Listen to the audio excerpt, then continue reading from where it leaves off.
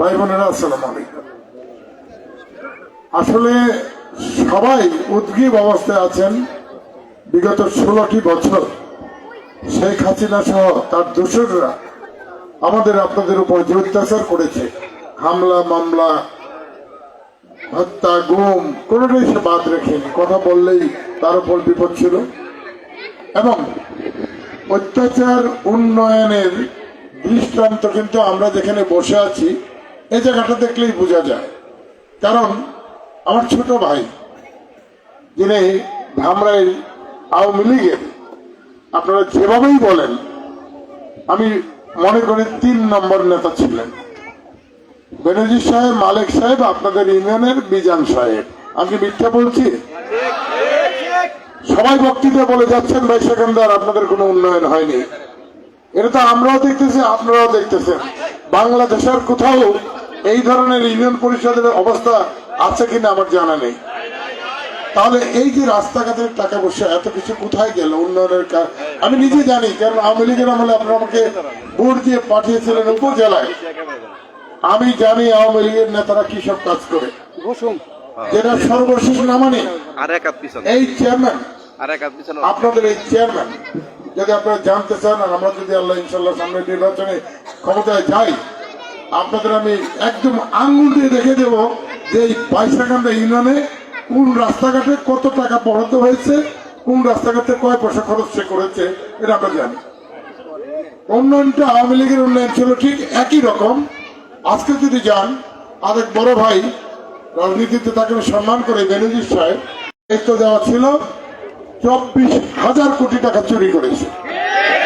আপনি কেউ ভাবতে পারেন যে একজন সোজা সরল আমার বড় ভাই বেনজির আহমেদ, যে আপনাদের ভোটে নির্বাচিত হয়নি 18 সালে এবং 24 সালে, এই 5-6 বছরের মধ্যে সে 8,000 কোটি টাকা চুরি করেছে। শেখ হাসিনা আমার আমলেই কিন্তু তার বিরুদ্ধে মামলা হয়েছে। তো অতএব এই যে লজ্জা, এই লজ্জা কিন্তু আমাদের সকলের। আমি অনুরোধ করব যে জনপ্রতিনিধিত্ব যারা করবে আপনাদের মূল্যবান ভোট নিয়ে, অবশ্য তারা ভোট নেয় নাই, কারণ ভোট তো আপনারা কেউ দেয়নি নাই। ভোট দিয়েছে বিভিন্ন কেন্দ্রে, আমরা দেখেছি কিছু কুকুর, বিড়াল, ছাগল, এগুলি আমরা দেখেছি ছবিতে। কারণ এবারকার ভোটে আমি পালিয়েছিলাম কক্সবাজারের ওই প্রান্তে, ভোটের দিন দেখেছি টেলিভিশনে এইসব দৃশ্য আপনারা দেখেছেন, তাই না? অতএব এরা মানুষের চিন্তা কখনোই করেনি। এদের নেত্রী যেমন শেখ হাসিনা করেনি, এরাও করেনি। পাশাপাশি দেখেন, দেশে যখনই আপনাদের আমাদের উপরে দুর্যোগ নেমে এসেছে, তখনই দেখেন, আপনি যদি স্বাধীনতার পর 72 থেকে 75 সাল দেখেন, এদেশের মানুষ, আমরা ধামরাইয়ের মানুষ, আমি নিজেও ভুক্তভোগী। আপনাদের 74-এর কথা নিশ্চয়ই মনে আছে, যাদের বয়স হয়েছে। খাবারের চাল কয়জনের ঘরে ছিল বলেন তো? মানুষ না খেয়ে থেকেছে।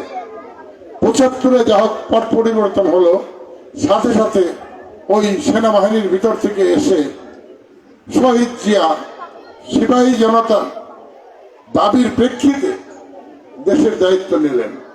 অল্প কিছুদিনের ক্ষমতায় ছিলেন।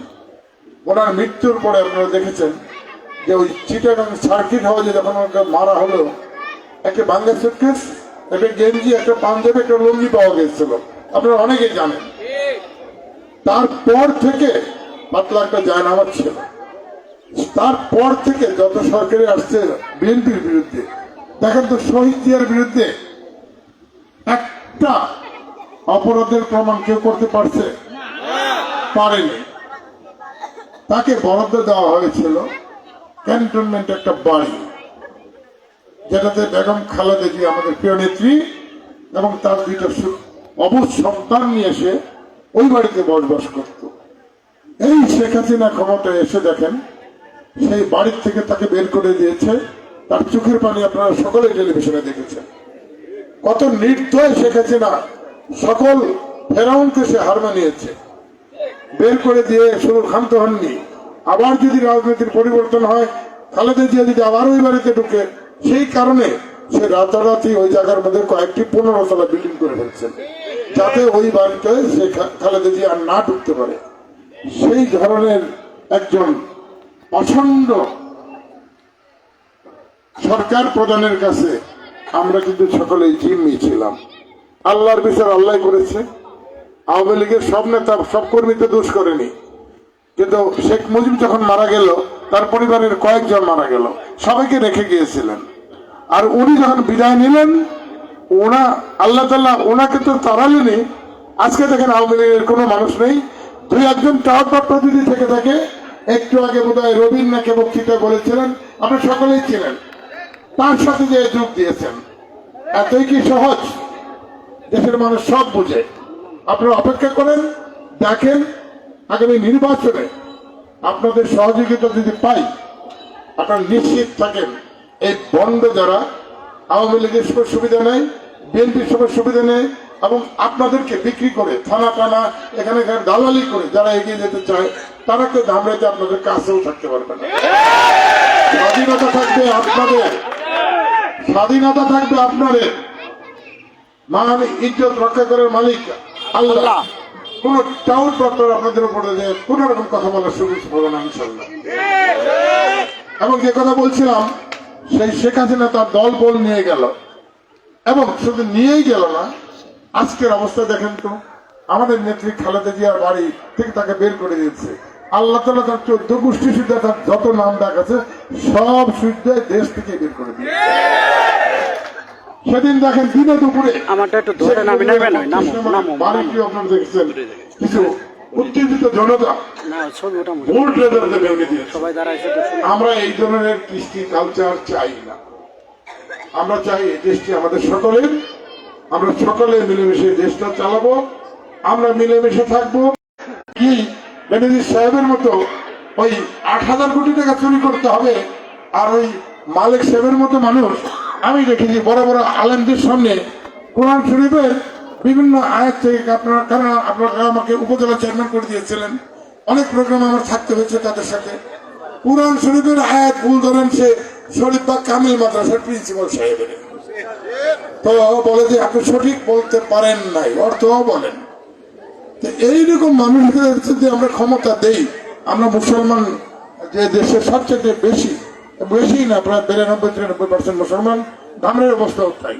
তো এইরকম বড় বড় বন্ড আলেমদের যদি আপনার দায়িত্ব দেন, তাহলে কি হবে? যদিও মালিক সাহেবের ভোট লাগে নাই, হঠাৎ করে একে একে এমপি হয়ে গেলেন। আমরা ওই সময় আর কেউ আশা করি না বিএনপি ক্ষমতায় গেলে আপনাদের ভোটে আপনারা নিশ্চিত থাকেন তারেক রহমান সহ তার দলের যেসব নেতারা সংসদে যাবে, প্রত্যেক নেতায় যারা আপনাদের ভোট নিয়ে যাবে, তারা আপনাদের কাছে জিম্মি থাকবে এবং আপনাদের কাছে প্রত্যেকটা কাজের কৈফিয়ত দিতে তারা বাধ্য থাকবে। তো আমি আর আমার কথা লম্বা করব না আজকের জন্য। এটা আমার প্রিয় ইউনিয়ন, আপনারা জানেনই, নদীর এপার বলে যখন, তখন ওই ধামরা ঈশ্বরীবাগ থেকে শুরু করে এই যাদবপুর হয়ে কিন্তু অনেক দূর চলে যাই আমরা। একটা সময় আমাদের বলা হতো যে এইটা আলাদা একটা বেল্ট, কিন্তু আপনাদের জন্য একটা সুখবর আছে, যেটা আপনাদের চেষ্টায় হয়েছে, আপনাদের পরিশ্রম হয়েছে। আর সিলেটের দক্ষিণ প্রান্তে যদি যান, তাহলে আমার মনে হয় আপনারা লজ্জাই পাবো যে ওদিকের কি অবস্থা। কালকে একটা ওয়ার্ডের মিটিং করেছি, সেখানে বোধ হয় 1200-1400 লোক হয়ে বসে আছে, এবং এই মা বোনরা আছে অনেকে, একটা ওয়ার্ড শুধু।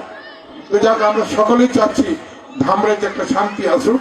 আমরা সবাই যেন এই থানার বাটপার, এলাকার ঘুষখোর মাতবর, অথবা রাজনীতির নামে যারা পাটপারি করে, যারা মোটরসাইকেল বাহিনী নিয়ে বিভিন্ন বিলেগে লাস্তিকতা মারে এখনো পয়সা কামাই করে খাচ্ছে, আর বলে আমি এমপি হব, আমি বিএনপির নেতা হব, তাদেরকেও সাবধান করে দিতে চাই যে বিএনপি পরিষ্কার, বিএনপির সিদ্ধান্ত, তারেক রহমানের সিদ্ধান্ত।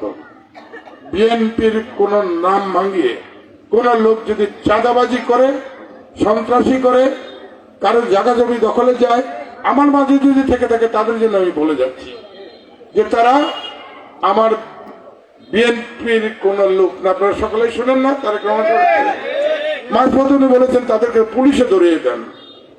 এখন বলেন তাদের কোনো দায়িত্ব আমি নিব না এবং আমার দলও নিবে না। অতএব আপনারা সকলেই জানেন এইসব কর্মকাণ্ডে যারা আছে তাদের সাবধান করে দিচ্ছি যে তোমরা কেউ বিএনপির লোকই না। এবং আপনারা খেয়াল করবেন, বিভিন্ন জায়গায় বিএনপির সভা বলে থাকেন, একটা গ্রুপ বের হয়েছে, এই 22 দু একটা নেতা আছে, তাদের কাছে প্রশ্ন রেখে যেতে চাই, বিএনপির ব্যানার দিয়ে যদি কোনো মিটিং মিছিল করা হয়, সেখানে বিএনপির নেতা থাকতে হবে, কর্মী থাকতে হবে। তার বাইরে যদি বিএনপির নেতা কর্মী ছাড়া বিএনপির নাম ব্যবহার করা হয়, আপনাদেরকে অনুরোধ করে যাচ্ছি, আপনারা আমাদেরকে জানাবেন, আপনারা থাকবেন। এই টাউট বাটপারদের বিরুদ্ধে আমাদের এই দল থেকে প্রথম আন্দোলন শুরু করতে হবে। বিএনপির একজন নেতা নেই, একজন সদস্য নেই।